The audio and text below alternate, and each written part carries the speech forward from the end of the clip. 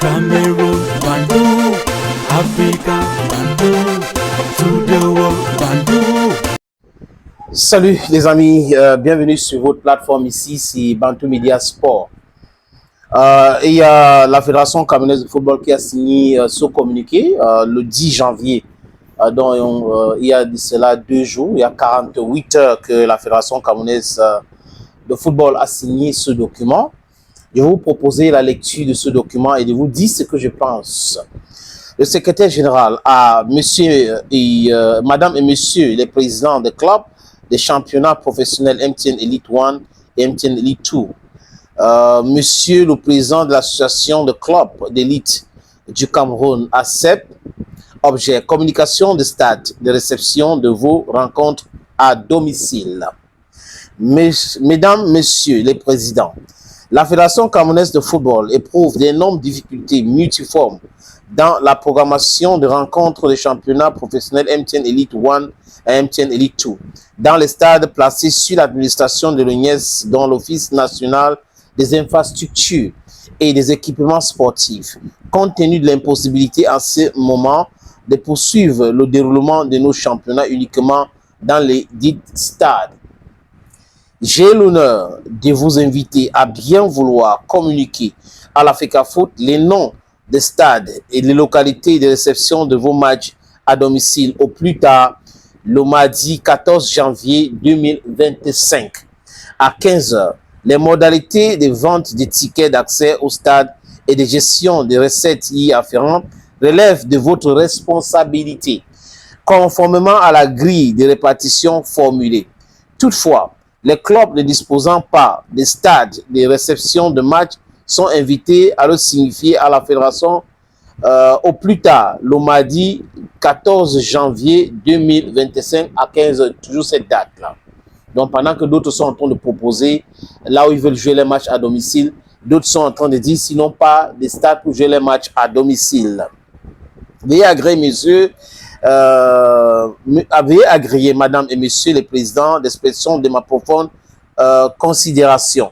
C'est le secrétaire général de la Fédération camerounaise de football, Mandong Isaac Noé. Il a envoyé des copies au président de la Fédération camerounaise de football, DTTF poursuivi, CTFP, donc le président, ce qui suit, hein, la Ligue professionnelle de football au Cameroun, les intéressés et aux archives. Les amis, en commentaire maintenant, vous avez un pays où des gens ont tout fait gratuitement, ont eu tout gratuitement.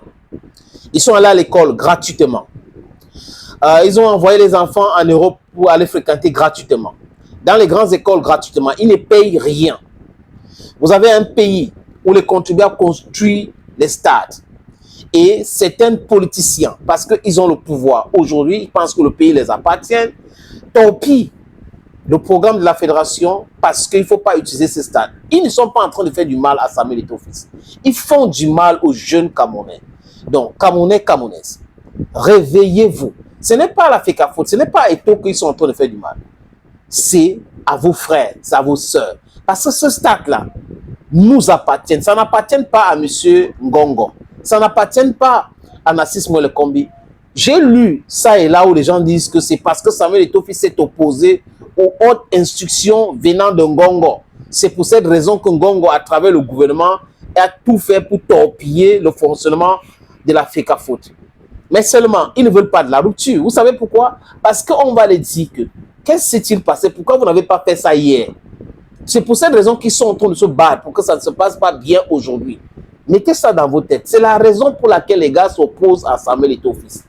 Il y a la raison qui est de l'argent et la raison aussi qui est le fait de faire bien. Comme ils n'ont pas pu faire bien, je répète, personne d'autre doit faire bien. Parce que là, ça va ouvrir les fesses aux yeux du monde.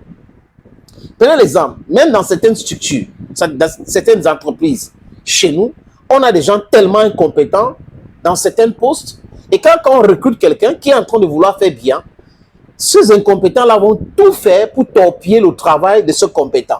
Après, certains vont commencer comme je connais cette entreprise mieux que toi, hein. Tu te précipites trop. Pourquoi tu es en train de faire ça? Il faut aller doucement. Hein. On ne fonctionne pas comme ci, comme ça ici. Ceux qui sont dans la structure savent que Celui qui parle là est incompétent, mais ils ne peuvent pas dire un mot parce qu'eux aussi, ils ont été recrutés sur la base de l'incompétence.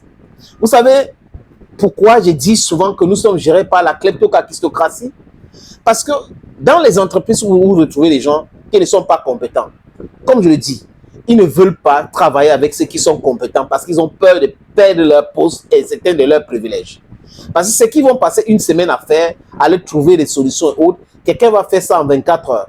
Et ça va réduire l'argent qu'on leur donné, le montant et autres, et l'importance aux yeux du patron de la société ou le conseil d'administration dans ces structures. Et ils ne veulent pas. Ils vont tout faire pour te tuer si tu es incompétent. Donc, c'est la kleptocratocratie qui dirige le Cameroun. Les gens qui pillent les fonds publics, les gens qui ont volé l'argent de construction de stades, les gens qui ont détourné l'argent de construction de routes, c'est les mêmes gens qu'on retrouve partout. Partout où il y a des milliards, c'est toujours les mêmes gens. Quand on retrouve les millions et les milliards, ils sont toujours là. Toujours là. Ils ont mis leurs tentacules et tout pour contrôler tout ce qui se passe, l'argent et tout. C'est toujours eux. Parce que quoi? Parce que quoi? Le pays les appartient? Non. Non. Et kleptocratie, c'est quoi? C'est des incompétents qui dirigent. Donc, si vous retrouvez à une seule personne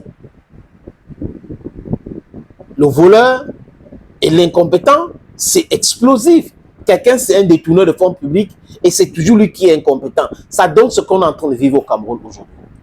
Comment est-ce que dans un pays, les contribuables, je répète, peuvent construire un stade, les amis, et les politiques décident qu'on ne peut pas utiliser ce stade-là?